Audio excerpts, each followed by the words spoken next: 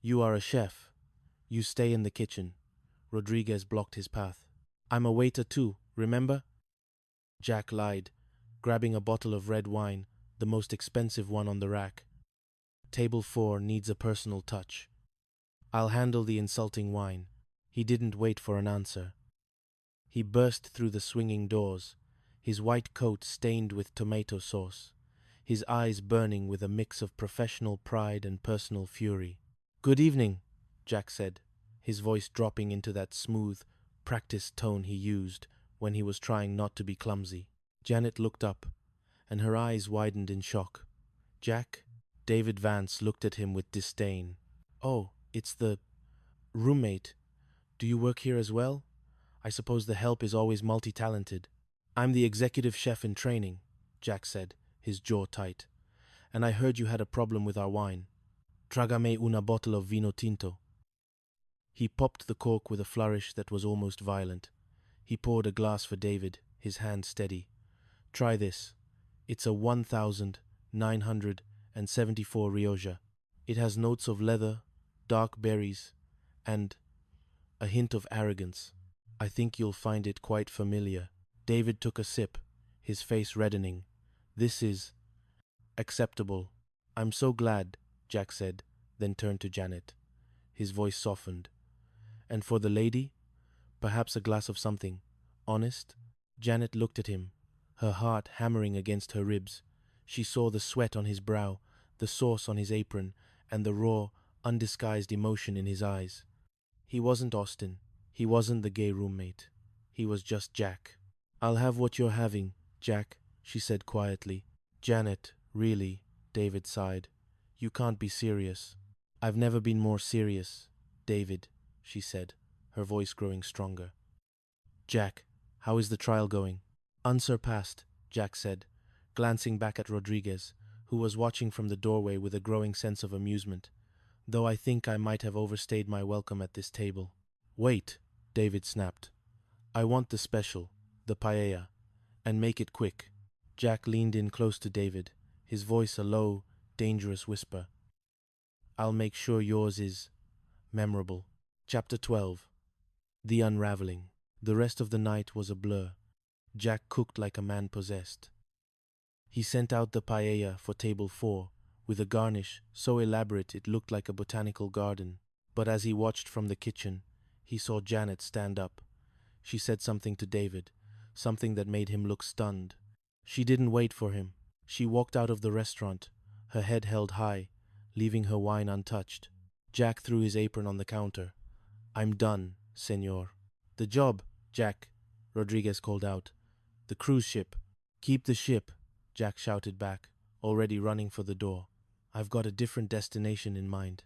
He caught up to her on the sidewalk, the neon sign of La Casa del Sol casting a red glow over the pavement. The Santa Monica fog was starting to roll in again, cool and damp.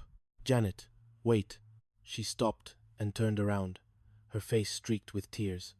Why did you do that, Jack? Why did you come out there? Because I couldn't stand seeing you with him. Because he's a jerk and he doesn't deserve to be in the same room as you, let alone at the same table. And you do? She asked, her voice breaking. You, who spends all your time pretending to be someone else. You, who's planning to leave us for some boat in the Caribbean. Jack stepped closer, the space between them crackling with the electricity of years of unspoken words. I was only doing that because I thought I wasn't enough for you. I thought you wanted a stallion. I thought you wanted a cowboy or a chef or a world traveler.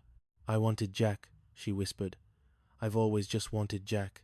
He reached out and took her face in his hands. His fingers were still warm from the stove, his skin smelling of garlic and saffron. I'm not going on that boat, Janet, he said. The only place I want to be is in apartment 201, with you and Cindy and even Mr. Furley. He kissed her then, not a fake, Austin-style kiss, but a real one. It was a kiss that tasted of salt and longing, of shared jokes and late-night snacks, of a friendship that had finally, inevitably, turned into something more. The fog swirled around them, hiding them from the world. For a moment, there was no deception, no landlords, no roommates. There was just the two of them, finally standing on solid ground. Chapter 13. The morning after, again. The next morning, the apartment was quiet. The roses David Vance had sent were gone, replaced by a simple jar of wildflowers Jack had picked on his way home from the pier. Jack was in the kitchen, making coffee. He wasn't studying Spanish. He was humming a disco tune, his movements light and easy. Janet walked out of her room, wearing one of Jack's old flannel shirts over her nightgown. She looked at him and smiled a slow, secret smile that made his heart skip. "Good morning," he said, handing her a mug. "Good morning," she replied. The front door burst open. Cindy Snow entered, her hair a mess, her eyes wide with excitement. "You guys, you won't believe it. Mr. Furley just told me that his brother Bart is coming over for an inspection. We have to get ready." Jack and Janet looked at each other and burst into laughter. "Let him come," Jack said, putting an arm around Janet. "I think I'm done with the disguises." "Are you sure, Jack?" Cindy asked, confused. "What about the lease?" "We'll figure it out," Janet said, leaning into him. Together, and as the sun rose over Santa Monica, casting long, golden shadows across the shag carpeting, they knew that whatever came next, landlords, brothers, or even cowboys, they were ready. Because in apartment 201, the best company wasn't three, it was exactly who they were meant to be. Chapter 14. The Serpent at the Gate. If Ralph Furley was a kaleidoscope of misplaced confidence, his brother Bart was a scalpel. Bart Furley didn't wear leisure suits. He wore charcoal gray wool that looked like it had been ironed with the intensity of 1,000 suns. His hair was silver, his eyes were the color of a winter sea, and he looked like a man who found joy in the fine print of a municipal code.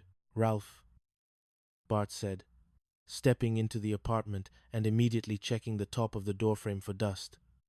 "I see the standards are as fluid as ever." "Bart, good to see you, buddy." Bart ignored him, his gaze fixing on Jack, who was still wearing a somewhat smug expression from his morning coffee with Janet. "And these are the tenants?" Bart asked, his voice cold. "A florist, a secretary, and you, Mr. Tripper, is it?" "Jack," Jack said, extending a hand. "Nice to meet you." Bart didn't take the hand. Instead, he looked at the wildflowers on the table. Wildflowers. How rustic. "Tell me, Ralph, is it common practice to allow young men to share living quarters with two attractive women in this neighborhood?" "Jack's special, Bart," Ralph interjected, his voice high-pitched. He's safe. You know, he's not interested in flowers. Well, except the kind Janet sells." Jack felt the old lie tighten around his neck. He looked at Janet, who was standing by the wicker chair, her knuckles white as she gripped the armrest. He had promised to be done with disguises, but the cold, calculating look in Bart's eyes told him that the truth today would mean an eviction notice by sunset. Chapter 15. The Unbearable Weight of Truth. The inspection was a nightmare. Bart went through the apartment like a forensic investigator. He checked the plumbing, the carpet, and lingered for an uncomfortably long time at the door of Jack's bedroom. "I find it curious," Bart said, standing in the center of the living room, "that a young man would choose this specific arrangement. Most men of your age are looking for more traditional conquests." "I like the company, Mr. Furley," Jack said, trying to summon the safe persona, but finding it increasingly difficult after the night he had just spent with Janet. Every time he looked at her, he remembered the taste of the fog and the heat of her kiss. "And you, Miss Wood," Bart turned his icy gaze to Janet. "You find Mr. Tripper's presence acceptable? No concerns about propriety? No late night complications?" Janet took a breath. She looked at Jack, and for a second, she was tempted to tell the truth, to tell Bart that Jack was the most decent, talented, and wonderful man she had ever known, and that she didn't care about the lease. "He's my best friend," Janet said, her voice steady, "and he's the best roommate we could ask for. He makes us laugh, he makes us feel safe, and he makes a mean soufflé. That's all the propriety we need." Bart narrowed his eyes. "A soufflé? How charming. Ralph, I want to see the basement. Now, As the Furley brothers exited, the apartment felt like it had been sucked of its air. Jack collapsed onto the sofa. He knows. I swear, he knows. He suspects, Cindy said, coming out from the shadows of the kitchen. "Less what?" Jack asked. "Unless Austin comes back," Cindy suggested, with a mischievous glint in her eye. "No!" Jack and Janet shouted in unison. Chapter 16. The Final Showdown.